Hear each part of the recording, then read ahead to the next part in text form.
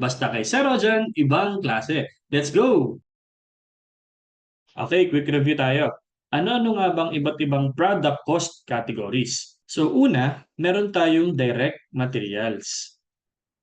Direct materials, sila yung mga materyales na conveniently at saka physically traceable sa ating product. So physically and conveniently traceable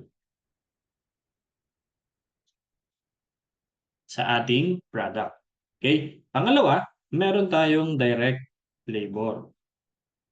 Direct labor, ito naman yung mga salaries and wages ng mga taong nagtatrabaho kung saan yung trabaho nila ay physically at saka conveniently traceable din sa product or service. So physically and conveniently traceable as well.